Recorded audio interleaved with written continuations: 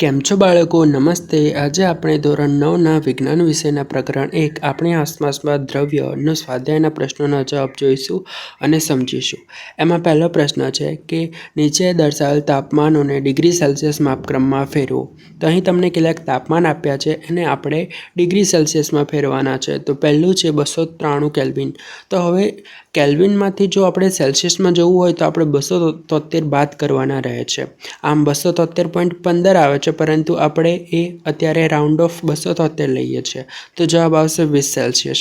ત્યારબાદ 470 કેલ્વિન છે. તો 470 કેલ્વિનમાંથી 273 બાદ કરીશું તો 197 સેલ્સિયસ આવશે. હવે બીજો પ્રશ્ન છે, નીચે દર્શાવેલ તાપમાનોને કેલ્વિન માપક્રમમાં ફેરવો. તો અહીં કેલ્વિનમાં આપ્યું છે, તો હવે શું કરવાનું છે? હવે આપણે 273 ઉમેરવાનું છે. તો 25 સેલ્સિયસમાં 273 ઉમેરીશું તો કેલ્વિન થશે 298 કેલ્વિન. 373 સેલ્સિયસ, તો એમાં 273 ઉમેરીશું તો 646 કેલ્વિન થશે. બરાબર છે.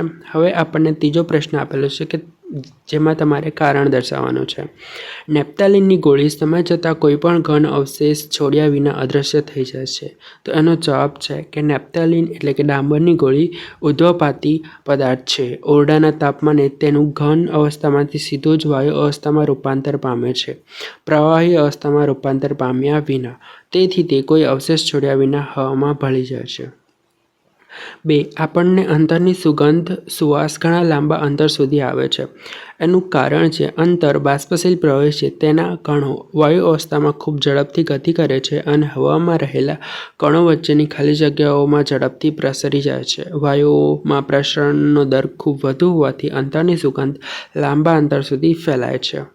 બરાબર છે. હવે ચોથો પ્રશ્ન આપ્યો છે, તો અહીં પાણી, ખાંડ અને ઓક્સિજન આપ્યું છે. તો એમાં શું કરવાનું છે કે અવસ્થામાં કણો વચ્ચે આકર્ષણ બળ હોય એ પ્રમાણે એના યોગ્ય ક્રમ એટલે કે ચડતા કે ઉતરતા ક્રમમાં દર્શાવવામાં કહ્યું છે. તો પહેલાં ઓક્સિજન એટલે કે હવા વાયુ સ્વરૂપે છે, એનાથી વધારે કણો વચ્ચે આકર્ષણ બળ પાણીમાં હોય, તેથી તેઓ નજીક હોય છે કારણ કે પ્રવાહી અવસ્થા છે. ત્યારબાદ ખાંડ એટલે કે ઘન અવસ્થા છે. બરાબર, તમે શીખ્યા જ હશો કે વાયુ કરતાં પ્રવાહી અને પ્રવાહી કરતાં ઘનમાં કણો વચ્ચે આકર્ષણ બળ વધુ હોય છે, તેથી તેઓ એકબીજા સાથે વધુ જકડાયેલા હોય છે. તો પહેલાં ઓક્સિજન, વાયુ, પછી પાણી, પ્રવાહી અને ખાંડ એટલે કે ઘન.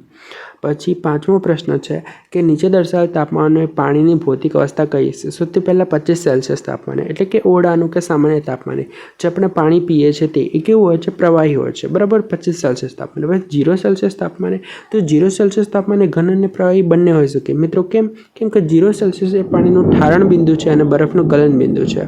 અહીં બરફ અને પાણી બંને સહઅસ્તિત્વ ધરાવે છે. હવે 100 સેલ્સિયસ તાપમાને પ્રવાહી અને વાયુ બંને સ્વરૂપે, કારણ કે 100 સેલ્સિયસ એ પાણીનું ઉત્કલન બિંદુ છે. બરાબર છે, એટલા માટે આપણે અહીંયા બંને લખીશું. અને આ તાપમાને પાણી ઉકળતું હોય છે અને વરાળ પણ બનતી હોય છે.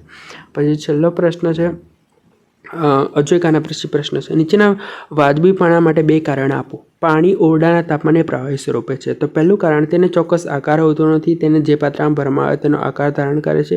તો ચોક્કસ કદ ધરાવે છે અને વહનશીલતાનો ગુણ ધરાવે છે, સરળતાથી વહી શકે છે. હવે લોખંડની તિજોરી ઓરડાના તાપમાને ઘન સ્વરૂપે હોય છે. એના પણ 2 કારણો છે. બરાબર છે, કે તેને ચોક્કસ આકાર, કદ અને સીમાઓ હોય છે અને તે સખત દૃઢ હોય છે, તેથી વહી શકતી નથી અને દબનીય નથી. મિત્રો, તમને વિડીયો ગમતો હોય તો વિડીયોને લાઇક કરો. બરાબર છે, ચેનલ સબસ્ક્રાઈબ કરો અને કોમેન્ટમાં તમારું નામ જણાવો, જેથી મને ખૂબ જ ખબર પડે કે કયા વિદ્યાર્થીઓ, મને ખૂબ જ સારી રીતે ખબર પડે કયા વિદ્યાર્થીઓ વિડીયો જોઈ રહ્યા છે, કે જેથી મને પણ આનંદ થાય. 7મો પ્રશ્ન, 273 કેલ્વિન તાપમાને બરફને તે જ તાપમાને રહેલા પાણી કરતાં વધુ ઠંડક ઉત્પન્ન કરે છે, શા માટે? તો આનો જવાબ છે એટલે કે 0 સેલ્સિયસ તાપમાને બરફના કણોની ઉર્જા તે જ તાપમાને રહેલા પાણીના કણોની ઉર્જા કરતાં ઓછી હોય છે. બરફને પીગળીને પાણીમાં રૂપાંતર માટે આસપાસના વાતાવરણમાંથી ગલનગુપ્ત ઉષ્મા જેટલી વધારાની ઉષ્માનું શોષણ કરવું પડે છે. આથી બરફ વાતાવરણમાં સૌથી વધુ ઉષ્મા ખેંચી લેતી હોવાથી તે જ તાપમાને રહેતા પાણી કરતાં વધુ ઠંડક ઉત્પન્ન કરે છે.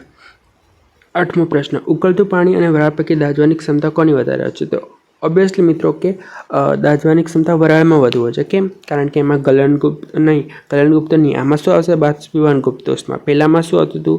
ગલનગુપ્ત ઉષ્મા, આમાં બાષ્પીભવનગુપ્ત ઉષ્મા આવશે. બરાબર છે, તો આ રીતે તમે જવાબ લખી શકો છો. પછી અહીંયા છેલ્લો પ્રશ્ન છે કે મિત્રો આકૃતિ આપી હતી, પરંતુ મેં અહીંયા કોષ્ટક સ્વરૂપે દર્શાવ્યું છે. તમે પણ આકૃતિ દોરો તો આકૃતિ દોરી શકો અને કોષ્ટક સ્વરૂપે દર્શાવો તો કોષ્ટક સ્વરૂપે કરશો.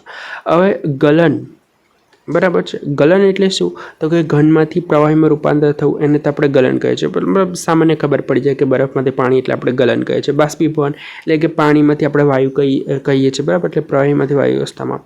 પછી સંઘનન અને ઠારણ, બરાબર છે. વાયુમાંથી પ્રવાહી અવસ્થામાં થવું એને સંઘનન કે ઠારણ કહે છે.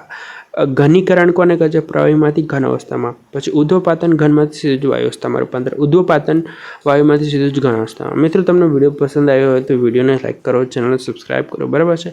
અને હવે તમારે વિડીયોને વધારે સમજવું હોય તો એ પણ તમે કહી શકો છો, કોઈ ટૉપિક કહી શકો છો, તમારે જે વિષય ભણવો હોય તે વિષય પણ કહી શકો છો, અથવા તો તમારે ભણવામાં કોઈ પણ સબ્જેક્ટ સમજવો હોય તે મને જણાવી શકો છો. કોમેન્ટ કરી અને મારી સાથે જોડાઈ શકો છો. થેન્ક યુ મિત્રો. વિડીયોને લાઈક કરો.